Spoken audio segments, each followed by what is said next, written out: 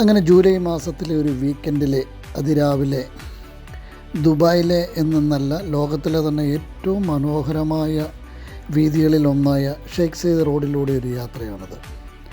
ഈ യാത്രയ്ക്ക് എൻ്റെ ജീവിതത്തിലെ വളരെ വലിയൊരു പ്രാധാന്യമുണ്ട്. മനസ്സിൽ വർഷങ്ങളായി താലോലിച്ചുകൊണ്ട് നടന്ന ഒരു വലിയ സ്വപ്നം പൂണിയാൻ പോകുന്നൊരു യാത്രയാണിത്. ആ സ്വപ്നം എന്താണെന്ന് ചോദിച്ചു കഴിഞ്ഞാൽ ലോകത്തിലെ തന്നെ ഏറ്റവും അപകടം നിറഞ്ഞതും സാഹസികവുമായ ആക്ടിവിറ്റികളിലൊന്നായ സ്കൈ ഡൈവ് ചെയ്യാനുള്ളൊരു യാത്രയാണിത്. ഷാർജയിൽ നിന്നും ഏകദേശം 30 കിലോമീറ്റർ സഞ്ചരിച്ചാൽ ദുബായ് സ്കൈ ഡൈവിംഗ് സെൻറ്ററിൽ എത്തിച്ചേരാം. അങ്ങനെ ഒടുവിൽ മനസ്സിൽ താലോലിച്ച് കടന്ന് ആ സ്വപ്നവേദിയിൽ എത്തിച്ചേർന്നു. ഇനി ഇവിടുത്തെ പ്രൊസീജിയർ എന്തൊക്കെയാണെന്ന് അകത്ത് കയറി നോക്കാം.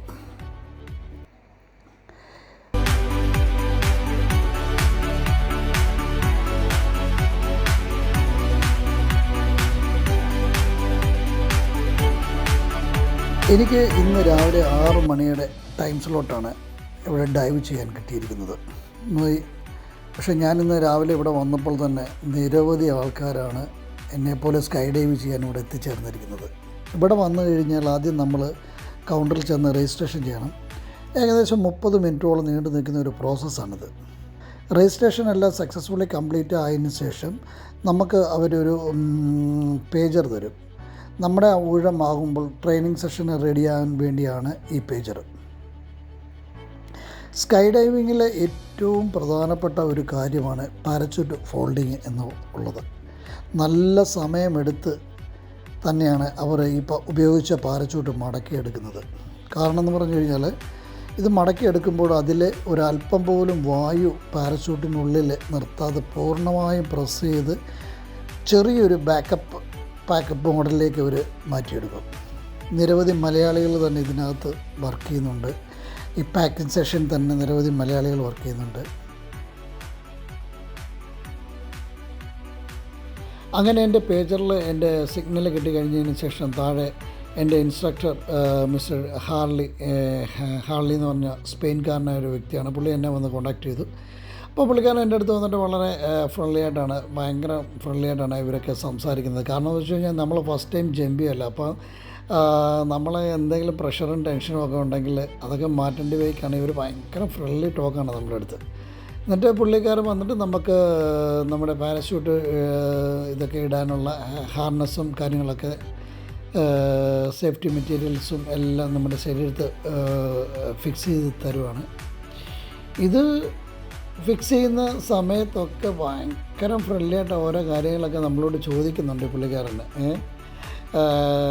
നമ്മളെവിടെ വർക്ക് ചെയ്യുന്നു, ഫാമിലിയൊക്കെ ഇവിടെ ഉണ്ടോ, ഫാമിലിയിൽ ആരൊക്കെ ഉണ്ട്, ഭയങ്കര ഫ്രണ്ട്ലി ടോക്കാണ് അവർ. കാരണം വെച്ചാൽ നമുക്ക് എന്തെങ്കിലും മാനസികമായിട്ടുള്ള പ്രഷറോ ഇതൊക്കെ ഉണ്ടെങ്കിൽ അത് മാറേണ്ട വഴിക്ക് മാത്രമാണ് അവരങ്ങനെ സംസാരിക്കുന്നത്.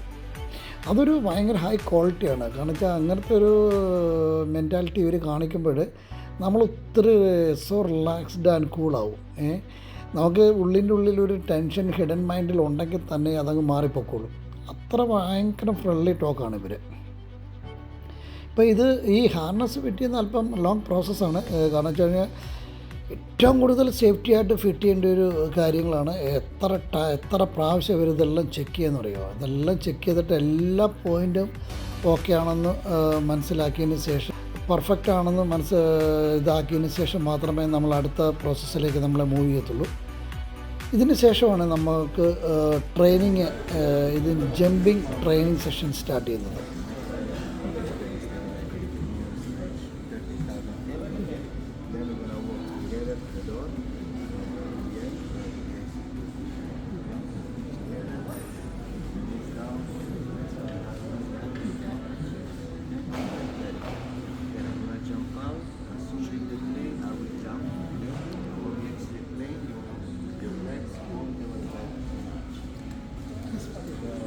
ഇപ്പോൾ നമുക്ക് ഇതിൻ്റെ ജമ്പിങ്ങിൻ്റെ ഓരോ പ്രോസസ്സും പുള്ളി വളരെ വിദഗ്ധമായിട്ട് നമുക്ക് പറഞ്ഞു തരുവാണ്. ഓരോ ഘട്ടങ്ങളിൽ എങ്ങനെ നമ്മൾ മൂവ് ചെയ്യണം, എങ്ങനെ നമ്മുടെ ബോഡി പൊസിഷൻ എങ്ങനെ കീപ്പ് ചെയ്യണമെന്നൊക്കെ വളരെ വിദഗ്ധമായിട്ട് പുള്ളി പറഞ്ഞു തരുവാണ്.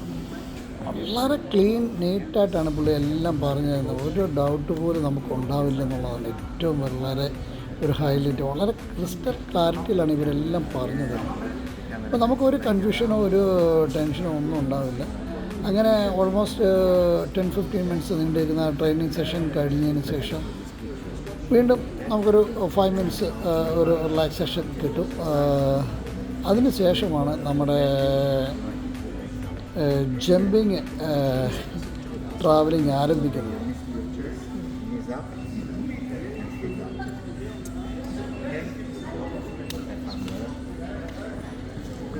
ഇങ്ങനെ അവസാനം നമ്മുടെ ഊഴമെത്തി നമ്മളെ കൊണ്ട് പറക്കാനുള്ള ഇടിവണ്ടി എത്തിച്ചേർന്നു. ഈ ഇടിവണ്ടിയിലാണ് നമ്മളെല്ലാവരും കയറി പോകേണ്ടത്. ഇവിടുന്ന് ഇതിലോട്ട് കയറിയിട്ട് റൺവേയിലോട്ടാണ് ഇത് പോകുന്നത്.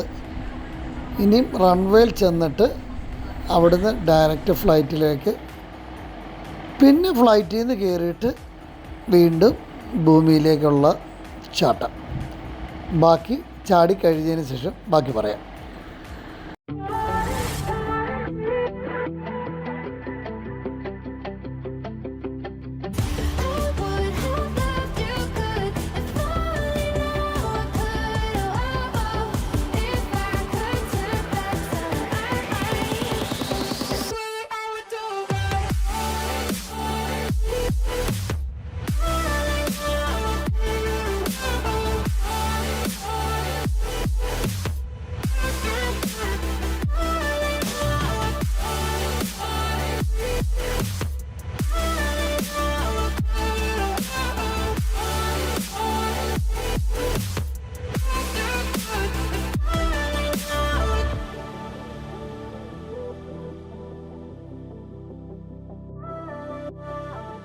Oh my God, thanks God, thank you God, thanks very much. How was it? 11 years dreams come to the true. Yes. Really, I'm an unbelievable. എന്താ പറയണമെന്ന് അറിയത്തില്ല, സത്യം പറയുക. Chase your dreams, conquer your goals എന്ന് പണ്ട് ആരോ പറഞ്ഞതിൻ്റെ ഒരു പരിസമാപ്തിയിലിരിക്കുകയാണ് ഞാൻ. ജീവിതത്തിലെ മനസ്സിൻ്റെ ഉള്ളിൽ വർഷങ്ങൾക്ക് മുമ്പേ താലോലിച്ച് അടക്കി വെച്ചൊരു സ്വപ്നം സാക്ഷാത്കരിച്ചതിൻ്റെ സന്തോഷത്തിലാണ് ഞാനിപ്പോൾ ഇരിക്കുന്നത്. അപ്പോൾ ആ ഒരു നിർവൃതിയിലിരിക്കുമ്പോൾ ഞാൻ എന്തൊക്കെയാണ് പറയുന്നതെന്ന് എനിക്ക് അറിയത്തില്ല. എനിക്ക് ഭയങ്കര സന്തോഷമുണ്ട്. എൻ്റെ ഈ ഡ്രീം ഫുൾഫിൽ ചെയ്യാൻ സാധിച്ചതിൽ സർവേശ്വരന്മാരോട് എല്ലാവരോടും നന്ദി പറയുന്നു. അത് മറ്റൊന്നുമല്ല, നേരത്തെ ഞാൻ സൂചിപ്പിച്ചതിൻ്റെ കൂട്ട് ദുബായിൽ ഉള്ള സ്കൈ ഡൈവ് എന്നുള്ളൊരു ലോകത്തിലേക്ക് തന്നെ ഏറ്റവും ഡേഞ്ചറസ് ആയിട്ടുള്ള അഡ്വഞ്ചറസ് ആക്ടിവിറ്റി സ്കൈ ഡൈവ്. എനിക്ക് ഒന്നും കൂടുതൽ ഇതിനെപ്പറ്റി പറയാനില്ല. കാരണം വെച്ചാൽ എനിക്ക് കുറേ കാര്യങ്ങൾ പറയാനുണ്ട്. കാരണം വെച്ച് കഴിഞ്ഞാൽ ഞങ്ങളുടെ ഒരു ടീമിനകത്ത്, ഞങ്ങളുടെ ഒരു ഗ്രൂപ്പിനകത്ത് നമ്മൾ ചാടിയ എക്സ്പീരിയൻസ് ഷെയർ ചെയ്യണം. അതുകൊണ്ടാണ് ഞാൻ ഇതൊരു വീഡിയോ ആയിട്ട് ഇടുന്നത്. സ്കൈ ഡൈവിനെ പറ്റി പറയുമ്പോൾ, ദുബായിൽ സ്കൈ ഡൈവ് സ്റ്റാർട്ട് ചെയ്തിട്ട് 2010 തോന്നുന്നു. 2010 ദുബായ് സ്കൈ ഡൈവ് സ്റ്റാർട്ട് ചെയ്തത്. പക്ഷേ ഞാൻ ഈ 2011 മുതലാണ് ഈ സ്കൈ ഡൈവിനെ പറ്റി, ദുബായിലെ സ്കൈ ഡൈവിനെ പറ്റി അറിയുന്നത്. അങ്ങനെ ഇത് അറിഞ്ഞിട്ട് ഞാൻ ദുബായ് സ്കൈ ഡൈവിൻ്റെ ഓഫീസിലൊക്കെ പോയി അവിടുത്തെ കാര്യങ്ങളൊക്കെ ഒന്ന് നോക്കി കണ്ട് ഒന്ന് അറിഞ്ഞു വന്നതാണ്. ഇത് എന്തുവാണ് സംഭവങ്ങൾ എന്നൊക്കെ ഉള്ളതൊന്ന് നോക്കി കണ്ട്. അന്ന് അത്രമാത്രം എനിക്ക് ഇൻസ്പിറേഷൻ ഒന്നും കിട്ടിയിട്ടില്ല. പിന്നെ നമ്മുടെയൊക്കെ ഫ്രണ്ട് സർക്കിളിലുള്ള ഫ്രണ്ട്സിൻ്റെയൊക്കെ ഫ്രണ്ട്സുകളൊക്കെ ഇങ്ങനെ സ്കൈ ഡൈവ് ചെയ്തിട്ട് അവരിങ്ങനെ ഷെയർ ചെയ്യുന്ന വീഡിയോ ഒക്കെ കണ്ടു കഴിഞ്ഞപ്പോൾ നമുക്ക് ഭയങ്കരമായിട്ടൊരു എന്തോ ഒരു ഉൾവിളിവ് തോന്നി. അങ്ങനെ ഇതൊന്ന് ചെയ്യണമെന്ന് ഇങ്ങനെ ഇരിക്കുന്ന സമയത്താണ് ലോകത്തിലെ തന്നെ ഏറ്റവും വലിയ സെലിബ്രിറ്റികൾ, ടോം ക്രൂസ്, നമ്മുടെ ദുബായുടെ സ്വന്തം രാജകുമാരൻ ഫസ, ഇവരൊക്കെ ചാടുന്ന വീഡിയോസും ഒക്കെ സോഷ്യൽ മീഡിയയിലൊക്കെ ഷെയർ ചെയ്യുന്നത് നമ്മൾ കാണുന്നുണ്ട്. അപ്പോൾ നമുക്കൊരു ഭയങ്കര ഇൻസ്പിറേഷൻ കൂടുവാണ്. ഇവരൊക്കെ ചെയ്യുന്നു, അപ്പോൾ അത്രമാത്രം സേഫ് ആൻഡ് സെക്യൂരിറ്റി ഉള്ളതുകൊണ്ടല്ലേ ഇവരൊക്കെ വന്ന് ചാടുന്നത്. അപ്പോൾ നമുക്ക് ഭയങ്കര ഒരു ഇൻട്രസ്റ്റ് ഇതിനോട് തോന്നി മനസ്സിൻ്റെ ഉള്ളിൽ. അങ്ങനെ 2014 ഞാൻ ഇതുപോലെ ദുബായ് സ്കൈ ഡൈവിൻ്റെ രജിസ്ട്രേഷൻ ചെയ്തു. എനിക്കൊരു സ്ലോട്ടൊക്കെ കിട്ടി. പക്ഷേ അൺഫോർച്യുനേറ്റ്ലി എനിക്ക് അന്ന് ഡൈവ് ചെയ്യാൻ പറ്റിയില്ല. കാരണം എന്ന് വെച്ച് കഴിഞ്ഞാൽ എന്തോ due to bad weather condition കൊണ്ടുപോയിട്ട് എനിക്ക് കിട്ടിയ സ്ലോട്ട് അവർ റീഷെഡ്യൂൾ ചെയ്യാൻ പറഞ്ഞു. എന്നിട്ട് ഞാൻ തന്നെ വിചാരിച്ചു ഇതെന്തോ ഒരു നെഗറ്റീവ് ഇമ്പാക്റ്റ് എനിക്ക് ഫീൽ ചെയ്യുന്ന പോലെ ഉണ്ട്. ഞാനത് ക്യാൻസൽ ചെയ്തു, ഞാൻ അങ്ങ് ഡ്രോപ്പ് ചെയ്തു. പക്ഷേ എൻ്റെ ഉള്ളിൽ അത് ഇങ്ങനെ അടങ്ങി കിടപ്പുണ്ട്. പിന്നെ വീണ്ടും ഓരോ സോഷ്യൽ മീഡിയയിൽ നമുക്ക് പരിചയമുള്ള സെലിബ്രിറ്റികളെ, പരിചയമുള്ള ഫ്രണ്ട്സുകളെ, ഇവരൊക്കെ ചാടുന്ന കാണുമ്പോൾ വീണ്ടും ഇങ്ങനെ മനസ്സിൽ ഇതിൻ്റെ സന്തോഷം ഇങ്ങനെ കൂടി വരുന്നു. ഇത് ചെയ്യണമെന്നുള്ള ആഗ്രഹം വരുന്നു. പക്ഷേ ഈ പറഞ്ഞതിൻ്റെ കൂട്ട് റേറ്റ് അൺബിലീവബിളായിട്ട് അങ്ങ് ഇൻക്രീസ് ചെയ്ത് തുടങ്ങി. ഇതിൻ്റെ സ്കൈ ഡൈവിൻ്റെ ദുബായിലെ റേറ്റ് ഭയങ്കരമായിട്ടും കൂടി. പക്ഷേ ഈ സമയത്ത് ഇപ്പോൾ 2026 ഈ ഒരു ഭയങ്കര ഓഫർ ഇട്ടിട്ടുണ്ട്. അതുപോലെ ഇത് സോഷ്യൽ മീഡിയയിൽ നിരവധി കോൺടെസ്റ്റുകൾ നടപ്പുണ്ട്. ഇപ്പോൾ 2026 എത്തി വന്ന് നിൽക്കുമ്പോൾ ഒത്തിരി ഓഫേഴ്സ് ദുബായ് സ്കൈ ഡൈവ് തരുന്നുണ്ട്. അങ്ങനെ ആ ഓഫേഴ്സിൻ്റെ സ്കീം യൂട്ടിലൈസ് ചെയ്തുകൊണ്ട് ഞാൻ ഈ പ്രാവശ്യം രജിസ്റ്റർ ചെയ്തു. മനസ്സിലെ ആ ഡ്രീം അങ്ങ് ഫുൾഫിൽ ചെയ്യാമെന്ന് അങ്ങ് വിചാരിച്ചു. അതിനെ ഇറങ്ങി തിരിച്ചതാണ് ഈ പ്രാവശ്യം. അപ്പോൾ ഇതിൻ്റെ ഒരു പ്രോസസ്സിൻ്റെ ഒരു ചെറിയ രീതിയിൽ ഞാനൊന്ന് പറഞ്ഞുതരാം. നിങ്ങൾക്ക് ആർക്കെങ്കിലും ഇത് ആഗ്രഹം ഉണ്ടെങ്കിൽ എൻ്റെ ഒരു റിക്വസ്റ്റാണ്, മനസ്സിൻ്റെ ഉള്ളിൻ്റെ ഉള്ളിൽ ഇത് ചെയ്യണമെന്ന് ആഗ്രഹം ഉണ്ടെങ്കിൽ മാത്രം ചെയ്യണം. പക്ഷേ ഇത് ചെയ്തു കഴിഞ്ഞാൽ അത് കിട്ടുന്ന ഒരു സന്തോഷവും അതിൻ്റെ ഒരു അനുഭവം എന്തുവാണെന്ന് പറഞ്ഞാൽ നമ്മൾ എത്ര പറഞ്ഞാലും ആൾക്കാർക്ക് മനസ്സിലാകത്തില്ല. അത് ചെയ്തവർക്ക് മാത്രമേ അതിൻ്റെ ഒരു ഫീല് മനസ്സിലാകത്തുള്ളൂ. അതുകൊണ്ട് ഞാൻ ആരെയും നിർബന്ധിക്കത്തില്ല ഇത് നിങ്ങൾ പോയി ചെയ്യണമെന്ന് പറയത്തില്ല. പക്ഷേ നിങ്ങൾക്ക് ചാൻസ് കിട്ടുവാണെങ്കിൽ you have to do at once in a life. Unbelievable moment in your life, unforgettable moment in your life. വേറെ എന്ത് വാക്കുകളോ എന്തോ പറയേണ്ടത്, auspicious moment in your life, ഇങ്ങനെ ഒത്തിരി വാക്കുകൾ പറയാം. സോ ഇറ്റ്സ് മൈ റിക്വസ്റ്റ്, നിങ്ങൾക്ക് ആഗ്രഹമുണ്ടെങ്കിൽ വൺസ് ഇൻ എ ലൈഫ് നിങ്ങൾ ചെയ്യുക. ഇനി ഇതിൻ്റെ പ്രോസസ്സിനെ പറ്റി പറയുമ്പോൾ ഭയങ്കര സിമ്പിൾ പ്രോസസ്സാണ്. നമുക്കിതുപോലെ ഓൺലൈനിൽ കൂടി നമുക്കിത് രജിസ്റ്റർ ചെയ്യാം. രജിസ്റ്റർ ചെയ്ത് കഴിഞ്ഞാൽ നമുക്കൊരു ടൈം സ്ലോട്ട് കിട്ടും. ടൈം സ്ലോട്ട് കിട്ടിക്കഴിഞ്ഞാൽ ഓൺ ടൈമിൽ നമ്മൾ അവിടെ എത്തുക. ഒരു 10-15 മിനിറ്റ്സ് മുമ്പ് നമുക്ക് അവിടെ എത്താമെങ്കിൽ എത്രയും നല്ലതാണ്. നമ്മൾ അവിടെ എത്തിക്കഴിഞ്ഞാൽ അവിടെ വീണ്ടും ഒരു രജിസ്ട്രേഷൻ പ്രോസസ് കൗണ്ടറുണ്ട്. അവിടെ കയറി നമ്മളെ ഡീറ്റെയിൽസും കാര്യങ്ങളെല്ലാം നമ്മൾ എൻ്റർ ചെയ്യുക. ഒരു 30 മിനിറ്റ്സ് നീണ്ടു നിൽക്കുന്ന ഒരു പ്രോസസ്സാണ് totally all over the registration process ചെയ്ത് കഴിഞ്ഞ് നമുക്ക് ഒരു നമ്മുടെ വെയിറ്റ് കാര്യങ്ങൾ ഇതെല്ലാം അവർ ചെക്ക് ചെയ്യും. എല്ലാം ചെക്ക് ചെയ്ത് ഫൈനൽ പ്രോസസ്സ് ആകുമ്പോൾ നമുക്കൊരു ഡിസ്ക് തരും, ഒരു സിഗ്നൽ ഡിസ്ക്. നമ്മുടെ ടൈം ആകുമ്പോൾ നമ്മളെ വിളിക്കാം എന്നുള്ളൊരു സിഗ്നൽ ഡിസ്ക് വരും. അപ്പോൾ നമുക്ക് ആ സിഗ്നൽ ഡിസ്കുമായിട്ട് നമുക്ക് മേളിൽ ടോപ്പ് ഫ്ലോറിൽ പോയിരുന്ന് നമുക്ക് റിലാക്സ് ചെയ്യാം. അപ്പോൾ ആ സമയത്ത് വേറെ ഡൈവേഴ്സ് അവിടെ ജമ്പ് ചെയ്തുകൊണ്ടിരിക്കുന്ന ടൈമാണ്. ഏകദേശം ഒരു 1.5-2 മണിക്കൂർ നമ്മൾ വെയിറ്റ് ചെയ്യേണ്ടി വന്നു. മേലിലൊരു കഫേയൊക്കെ ഉണ്ട്, അവിടെ വെയിറ്റ് ചെയ്തുകൊണ്ടിരിക്കുമ്പോൾ നമ്മുടെ ഡിസ്ക് ബസർ ചെയ്യാൻ തുടങ്ങി. ബസർ ചെയ്യുമ്പോൾ നമുക്ക് അലേർട്ടായി നമ്മൾ താഴെ ചെല്ലുന്നു. പിന്നെ അത് കഴിഞ്ഞിട്ട് നമ്മൾ ഈ ജാക്കറ്റും കാര്യങ്ങളെല്ലാം ഇട്ടതിന് ശേഷം നമ്മളെ ട്രെയിനിങ് സെഷനിലേക്ക് വിടും. അങ്ങനെ ട്രെയിനിങ് സെഷനിൽ ചെന്ന് കഴിഞ്ഞാൽ ഇവർ ഈ ചാടുന്ന എല്ലാ പ്രോസസ്സുകളും നമുക്ക് വളരെ വിശദമായിട്ട് നമുക്കെല്ലാം പറഞ്ഞു തരും. എല്ലാം പറഞ്ഞു തന്നിട്ട് എല്ലാ പൊസിഷനും 1 by 1 ആയിട്ട് എല്ലാം പറഞ്ഞു തരും. പറഞ്ഞു കഴിഞ്ഞ് പോകുന്നതിന് മുമ്പ് വീണ്ടും അവർ നമ്മുടെ ജാക്കറ്റും കാര്യങ്ങളും എല്ലാം വീണ്ടും റീചെക്ക് ചെയ്യും. എല്ലാം ഓക്കെ ആണോ ഒന്നുകൂടെ റീചെക്ക് ചെയ്തിട്ടാണ് നമുക്ക് വീണ്ടും ഒരു 10-15 മിനിറ്റ്സ് വീണ്ടും നമുക്കൊരു ബ്രേക്ക് ഉണ്ട്. ആ സമയത്ത് അടുത്ത നമ്മുടെ ക്യാമറമാൻ നമ്മുടെ കൂടി ജമ്പ് ചെയ്യുന്ന ക്യാമറമാൻ നമ്മളോട് വന്നിട്ട് നമ്മളോട് വീണ്ടും കുറേ കാര്യങ്ങളൊക്കെ ചോദിക്കും. നമുക്ക് എന്തെങ്കിലും പറയാനുണ്ടോ, ഈ ജമ്പിനെ പറ്റി നിങ്ങളെല്ലാം ഇൻസ്ട്രക്ടറെല്ലാം പറഞ്ഞു തന്നോ, ഇതിനെപ്പറ്റി എല്ലാം ചോദിക്കും. അതെല്ലാം പറഞ്ഞു തരും. പിന്നെ നമുക്ക് എന്തെങ്കിലും പറയാനുണ്ടോ, നമ്മുടെ ഫ്രണ്ട്സ് റിലേറ്റീവ്സിനോട് എന്തെങ്കിലും മെസ്സേജ് കൊടുക്കാനുണ്ടോ എന്നൊക്കെ ചോദിക്കും. അങ്ങനെ നമുക്ക് പറയാനുള്ള കാര്യങ്ങളെല്ലാം പറയാം. ഹൈഫൈ കൊടുത്ത് നമ്മൾ അവിടെ തിരിയുന്നു. ഏകദേശം ഒരു 5 മിനിറ്റ്സ് വീണ്ടും കഴിയുമ്പോഴത്തേക്ക് നോക്കുമ്പോൾ ഇല്ല, കള്ളന്മാരെ കൊണ്ടുവന്ന പോലീസുകാർ ഇടിവണ്ടി പോലത്തെ ഒരു വണ്ടി വരും. ആ വണ്ടി വന്നിട്ട് നമ്മളെല്ലാവരും അതിനകത്ത് കയറ്റും. അപ്പോൾ ഞങ്ങൾ കയറുമ്പോൾ ഒരാൾക്ക് 2 പേര് വെച്ചാണ്. അങ്ങനെ ഞങ്ങൾ എൻ്റെ കൂടെ 2 പേരുണ്ട്, എൻ്റെ ഇൻസ്ട്രക്ടറും എൻ്റെ ക്യാമറമാനും. അങ്ങനെ 5 പേരാണ് ഞങ്ങൾ ചാടുന്നത്. 5 പേർക്ക് ഈ 2 പേര് വെച്ച്. അപ്പോൾ ആ ഒരു ഗ്രൂപ്പാണ് ഞങ്ങൾ ട്രാവൽ ചെയ്യുന്നത്. അപ്പോൾ ഞങ്ങൾ ഈ വണ്ടിക്കകത്ത് ഒരു വലിയൊരു വണ്ടിക്കകത്ത് കയറ്റിയിട്ട് റൺവേയിലേക്ക് നമ്മളെ കൊണ്ടുപോകും. ഏറ്റവും വലിയ കോമഡി എന്ന് പറയുമ്പോൾ നമ്മൾ റൺവേ ചെന്നിട്ട് നമ്മൾ അവിടെ ഇറക്കും. അവിടെ നിന്ന് നമ്മൾ ഫ്ലൈറ്റിലേക്ക് കയറുവാണ്.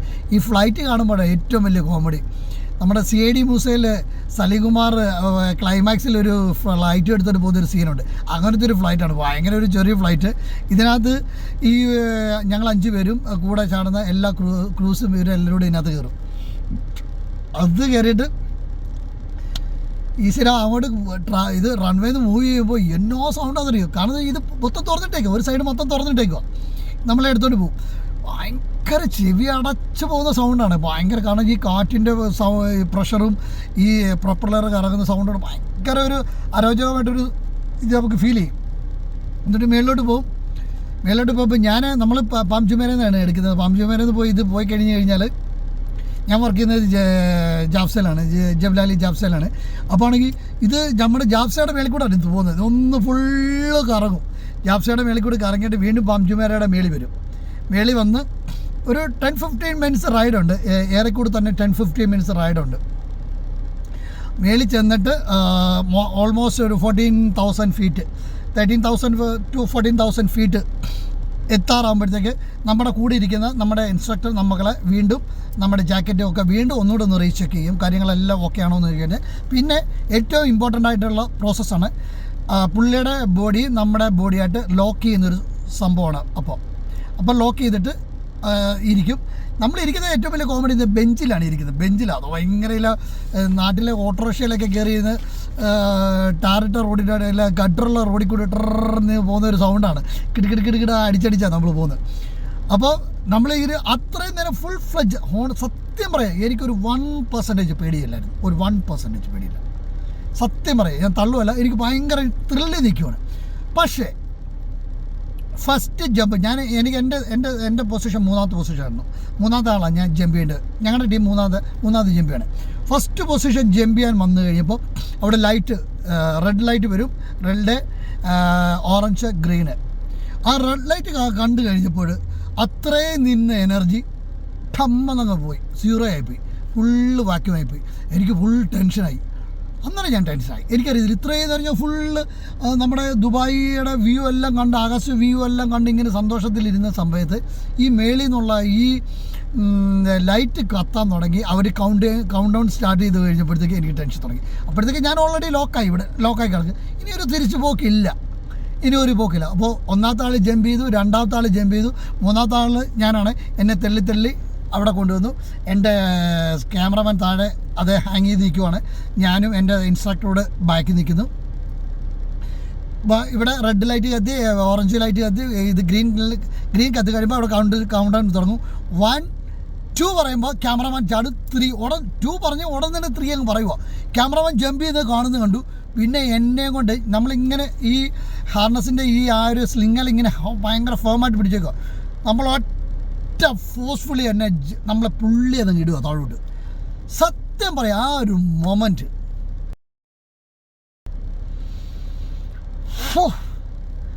പറഞ്ഞറിയിക്കാൻ പറ്റത്തില്ല. കാരണം വെച്ചാൽ 4.5 കിലോമീറ്റർ ഹൈറ്റിൽ നിന്ന് നമ്മൾ ആകാശത്തിൽ നിന്ന് നമ്മൾ ഫുള്ളായിട്ട് താഴോട്ട് വീഴുവാണ്. ഏറ്റവും ശ്രദ്ധിക്കേണ്ട കാര്യമാണ്, ആ സമയത്താണ് 0 ഗ്രാവിറ്റിയാണ്. നമ്മളൊരു 0 to 1 സെക്കൻഡ് 0 ഗ്രാവിറ്റി, അത് ഫ്ലോട്ട് മൊമെൻ്റാണ്. ഇങ്ങനെ അങ്ങ് നിൽക്കും.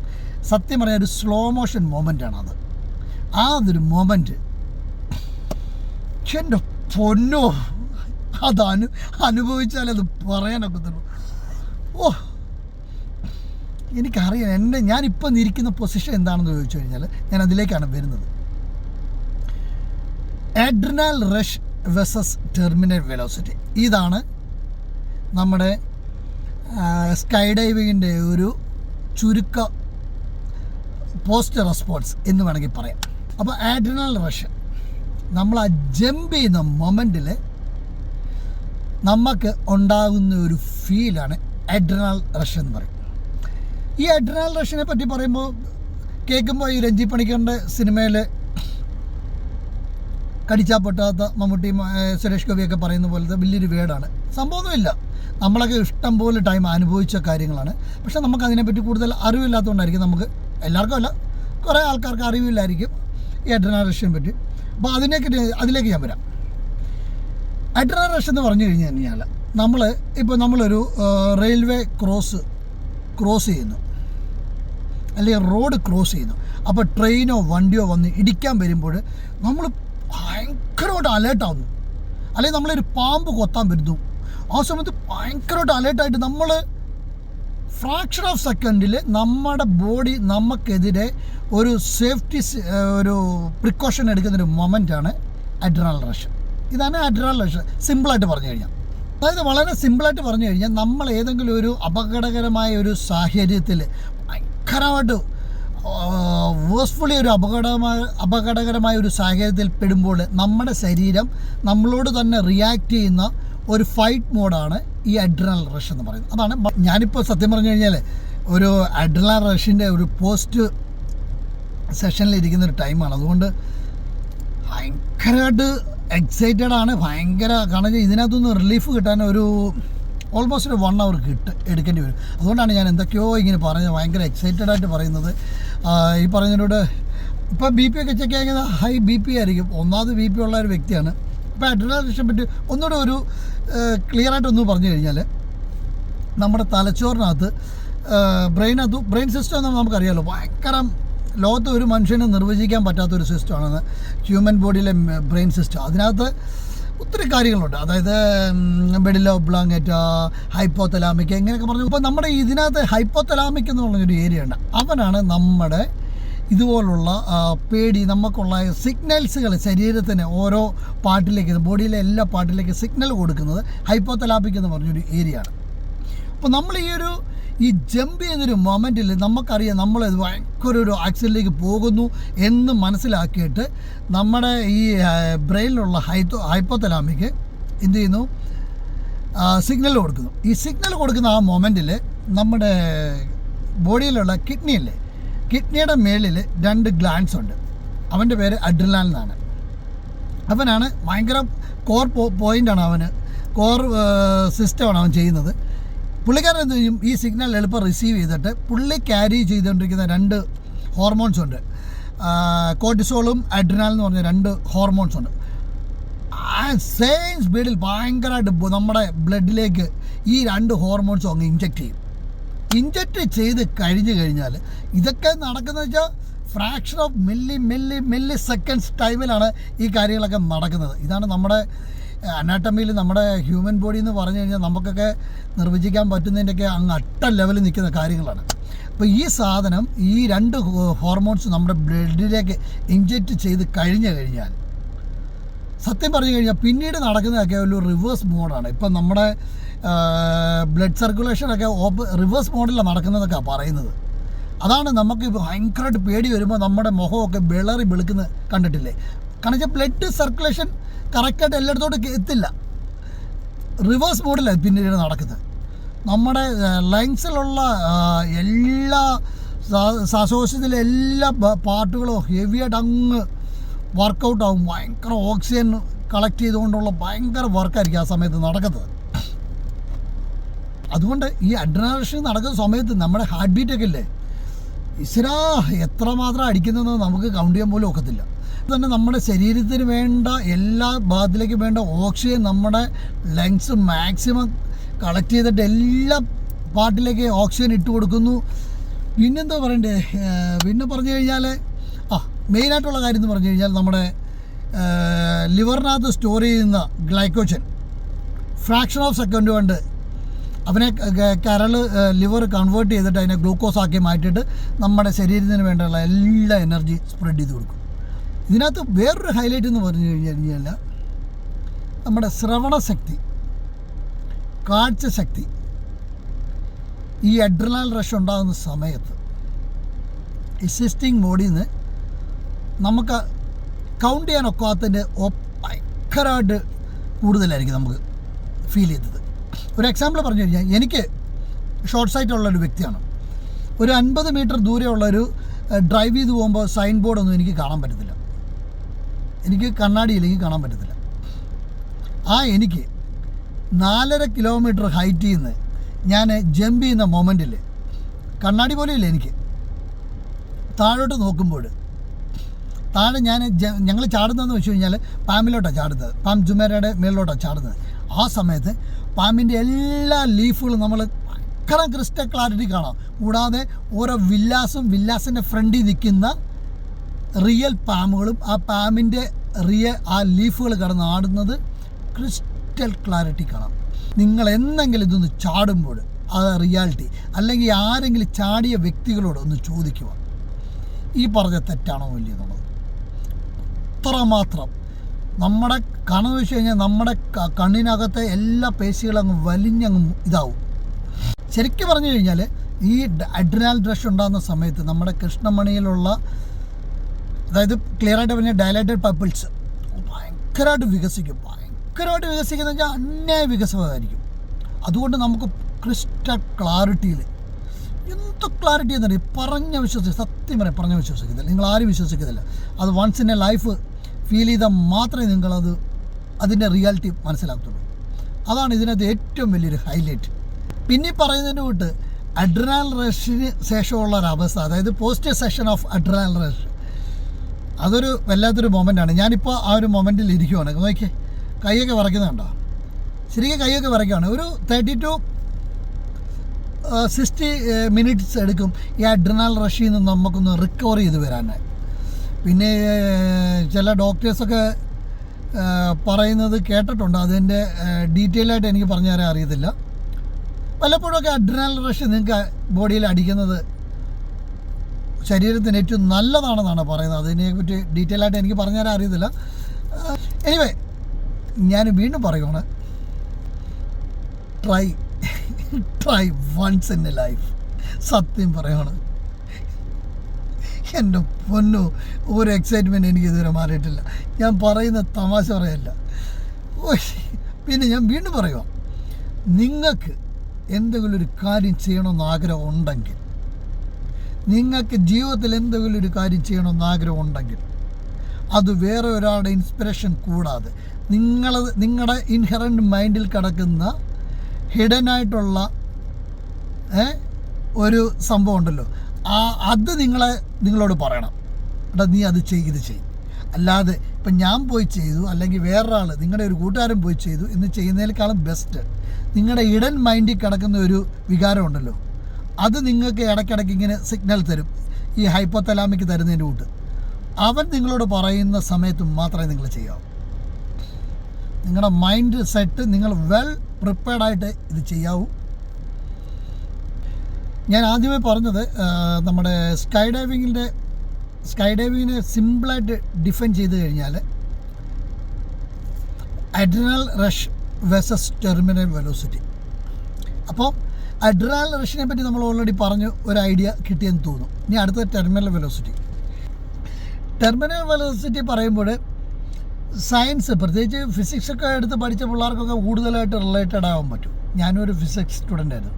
ഇപ്പം ഞാൻ ഈ ടെർമിനൽ വെലോസിറ്റിയൊക്കെ പറ്റി പറയുമ്പോഴേ എൻ്റെ ബാച്ച്മേറ്റൊക്കെ എന്നെ ട്രോൾ ചെയ്ത് ആകാശത്തേക്ക് കയറ്റുമെന്നാണ് എനിക്ക് പേടി. കുറേ പഠിപ്പിസ്റ്റുകളുണ്ട് എൻ്റെ ബാച്ച്മേറ്റിൽ. അപ്പോൾ എനിക്കറിയില്ല, അന്നൊക്കെ നമ്മൾ കാണാൻ പഠിക്കുമായിരുന്നു എന്താണ് ടെർമിനൽ വെലോസിറ്റി, ന്യൂട്ടൺസ് ലോയൊക്കെ കാണാൻ പഠിക്കുമായിരുന്നു. ഇപ്പോൾ ടെർമിനൽ വെലോസിറ്റി എന്താണെന്ന് റിയൽ ലൈഫിൽ ഫീൽ ചെയ്തു. അതാണ് നമുക്ക് ജീവിതത്തിലെ ഏറ്റവും വലിയ ഗുരു എന്ന് പറയുമ്പോൾ, അനുഭവമാണ് ഏറ്റവും ബെസ്റ്റ് ഗുരു എന്ന് പറയുന്നതാണ് ഇതിൻ്റെ വേറൊരു എക്സാമ്പിൾ. ടെർമിനൽ വെലോസിറ്റി പറയുമ്പോൾ നമ്മൾ ഈ ജമ്പ് ചെയ്യുന്ന മൊമെൻറ്റിൽ, അതായത് സ്കൈ ഡൈവിങ്ങിന് ആ ജമ്പ് ചെയ്യുന്ന മൊമെൻറ്റിൽ, ജസ്റ്റ് മൊമെൻറ്റിൽ നമ്മുടെ ഗ്രാവിറ്റി സീറോയാണ്. അതാണ് നമുക്ക് ഫീൽ ചെയ്യും. നമ്മൾ ആ ജമ്പ് ചെയ്യുന്ന മൊമെൻറ്റിൽ നമുക്ക് ഒരു ഫ്ലോട്ടിങ്, അതായത് ഒരു ബെഡിലേക്ക് വന്ന് വീഴുന്ന ഒരു ഫീലാണ് നമുക്ക് ഫീൽ ചെയ്യുന്നത്. നമുക്കൊട്ടും ടെൻഷനില്ല. എന്തോ ഒരു വാട്ടർ ബെഡിലോട്ടോ അതൊരു സോഫ്റ്റ് ആയിട്ടുള്ള ബെഡിലോട്ടോ വന്ന് വീഴുന്ന ഒരു ഫീലാണ്. എന്നാൽ 2-3 മുതൽ സെക്കൻഡ് സ്റ്റാർട്ട് ചെയ്ത് കഴിഞ്ഞ് കഴിഞ്ഞാൽ നമ്മുടെ കൺട്രോൾ പോകും.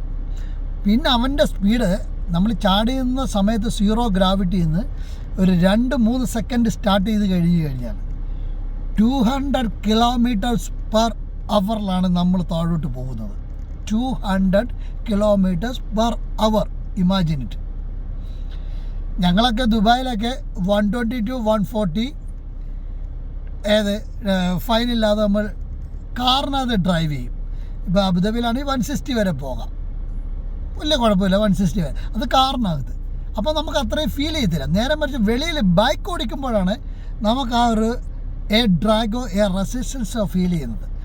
അപ്പോൾ നമ്മൾ ഈ മേളിൽ നിന്ന് ഈ ചാടുന്ന മൊമെൻറ്റിൽ ഒരു 2-3 സെക്കൻഡ്സ് കഴിഞ്ഞ് 200 km സ്പീഡിൽ താഴോട്ട് മൂവ് ചെയ്യുന്ന സമയത്ത് ഗ്രാവിറ്റി ഭയങ്കര ഫോഴ്സ്ഫുള്ളി ഗ്രാവിറ്റി തന്നുകൊണ്ടിരിക്കുകയാണ്.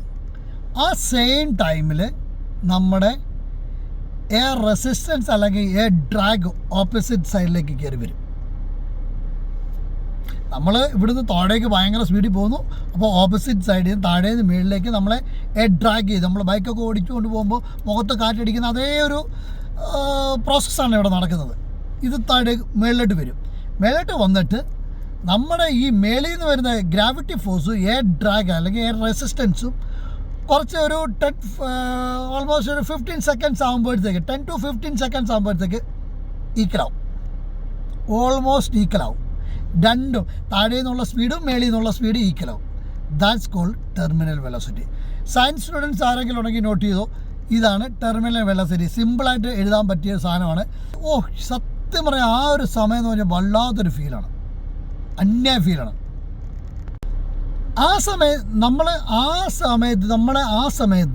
സമയത്ത് നമ്മുടെ സ്പീഡ് ഈക്വലായില്ലേ, പിന്നെ നമ്മൾ താഴോട്ട് വരുന്നത് ഒരു ഫ്ലോട്ടിംഗ് മൊമെൻറ്റിൽ തന്നെയായിരിക്കും വരുന്നത്. എന്നാലും വളരെ സ്ലോയിലല്ല, നല്ല സ്പീഡിൽ. നമ്മുടെ ഇൻസ്ട്രക്ടർ പുൾ ദ പാരച്യൂട്ട്. പുള്ളിയും ആ സമയത്താണ് എനിക്കൊരു ഡ്രോബാക്ക് ഫീൽ ചെയ്യുന്നത്. കാരണം വെച്ചാൽ ആ പുള്ളി ചെയ്യുമ്പോൾ നമ്മളെ ഡ്രാഗ് ചെയ്യുമ്പോൾ ആ പുള്ളി ഇത് ഡ്രാഗ് ചെയ്ത് കഴിയുമ്പോൾ ഭയങ്കര ഫോഴ്സ്ഫുള്ളി ആയിട്ട് നമ്മളെ വീണ്ടും മുകളിലോട്ട് അങ്ങ് വലിച്ചെടുത്തുകൊണ്ട് പോകും. അപ്പോൾ നമ്മളൊരു ഇടിച്ച് ഇത് കയറയിലൊക്കെ തൂങ്ങി വീഴുന്ന ഒരു ഫീലാണ്, വല്ലാത്തൊരു ഫീലാണ്. അതേ ഉള്ളൂ എനിക്കൊരു നെഗറ്റീവ് ഇമ്പാക്റ്റ് എനിക്ക് തോന്നി. അതിനുശേഷം ഓപ്പണായി, നമ്മുടെ പാരച്യൂട്ട് ഓപ്പണായി, പിന്നെ ഒരു 15 to 20 km/h സ്പീഡ്. പിന്നെ നമ്മുടെ ഇൻസ്ട്രക്ടർ നമ്മൾ സേഫാന്ന് കണ്ടു കഴിഞ്ഞാൽ നമുക്ക് പാരച്യൂട്ട് നമ്മുടെ കയ്യിൽ തരും. പിന്നെ നമുക്ക് പുള്ളി പറഞ്ഞു തരും നമ്മൾ എങ്ങോട്ട് വലിക്കണം, എങ്ങോട്ട് പുള്ളി ചെയ്യണം.